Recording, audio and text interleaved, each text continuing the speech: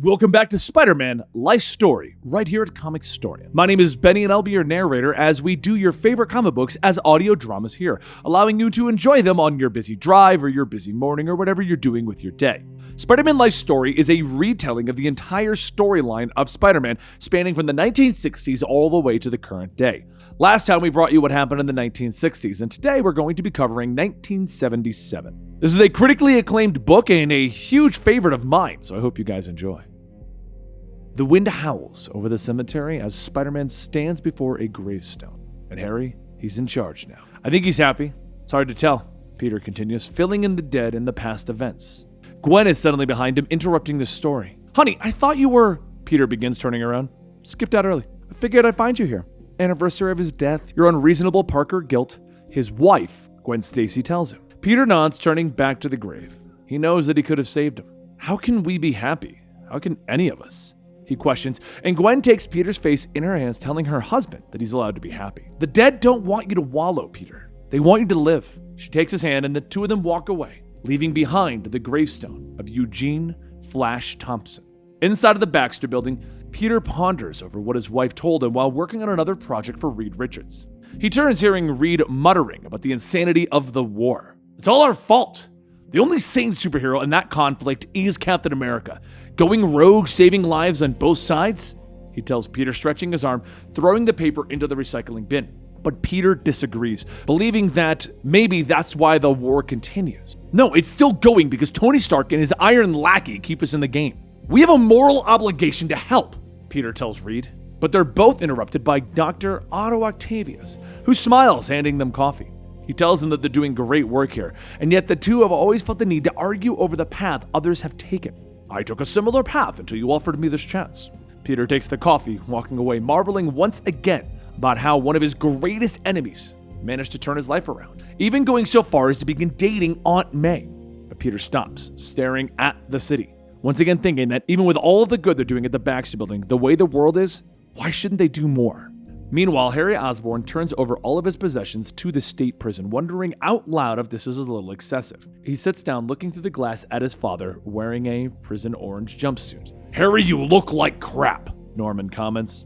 Harry's about to leave, but Norman stops him, commenting on how well he knows his son is doing, how he's keeping the company afloat in a time of crisis. I've been hearing word that the Gemini project is out of control. I need you to rescue the asset before all is lost, he tells him, but Harry stands up, telling his father that this is crazy. But Norman tells him to calm down and sit. I told you about me being the Green Goblin and about my sickness. About Spider-Man ruining my life, not giving me a chance.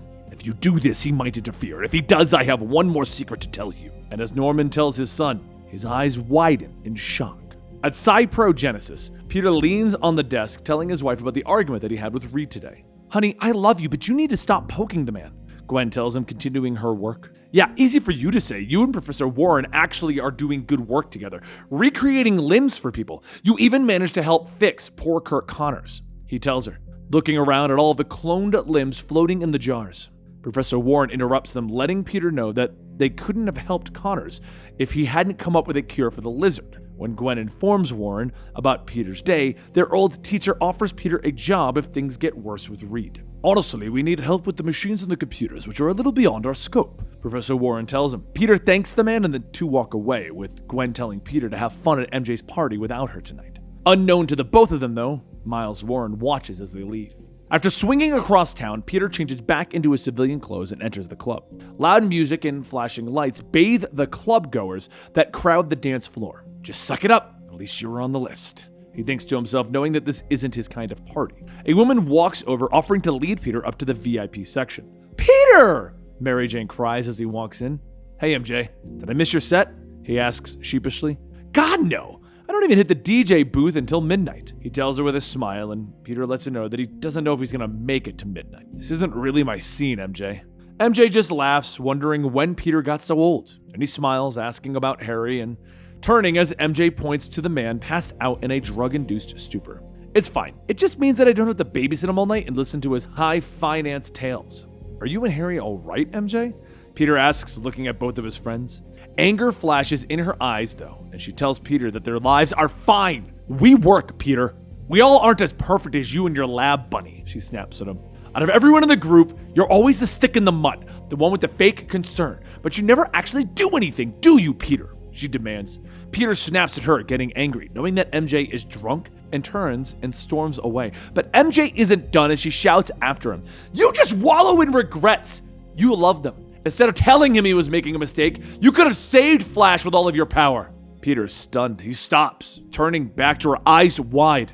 I know, Peter. I've known since I was 15, watching you come and go from Aunt May's house. Peter doesn't know what to say, but it doesn't matter as MJ turns away from him. You spent a decade convincing yourself you were doing the right thing while your friend is dead, Spider-Man, she tells him. The next day, Peter goes to his office, barely aware of what's even going on, and Reed comes out questioning him, but Peter turns it around on him. He questions why they never do anything with the amazing technology that Reed Richards has created, things that could change people's lives. But Reed knows where Peter is going with this argument. The technologies like their unstable molecule clothing could change the world, alter the industry. But it wouldn't be possible, Reed tells him. Peter gets angry, demanding to know why Reed always acts like he's from another planet, like he isn't human. Peter, I'm not. Neither is any other superhero. Things have changed. The wellspring of power, the growth of mutants. We need to be careful or we'll end up ruling the world, he tells the young man.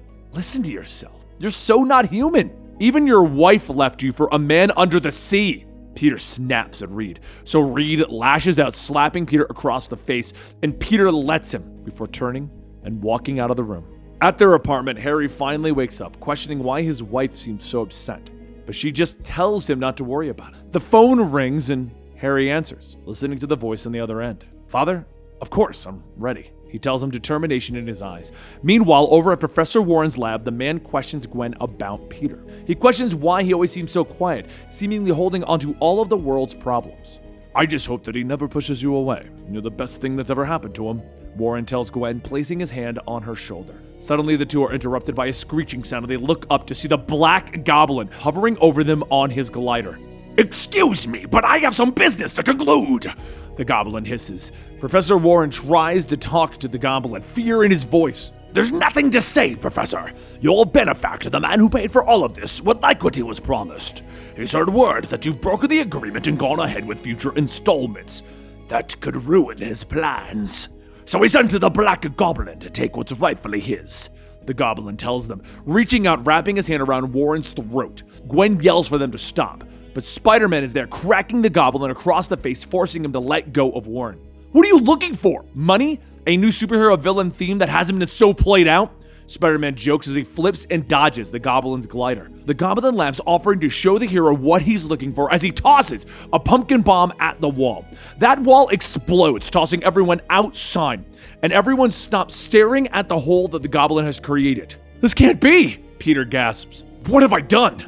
Harry questions, pulling off the Black Goblin mask, and everyone stares at the clone tanks, holding clones of Peter, Norman, and Gwen. Anger filling Harry as he grabs Warren. This is supposed to just be my father, he hisses. The professor tells Harry that Norman also wanted a clone of Peter. He didn't know why. But why me? Gwen questions, looking at herself floating in the tank. Harry stops, anger filling him as he realizes that his father always wanted Peter to be his heir. He launches forward on the glider, pulling Spider-Man into the air as he screams at him, ripping off his mask. It's always been about you, Peter! Peter tries to reason with his friend as they climb higher into the air, flying above the city rooftops. He shoots out his webbing, flipping them around, kicking Harry into the rooftops below. Don't let your dad ruin us, he tells Harry, trying to explain everything to him. Your father is insane. I put him away before he could hurt anyone.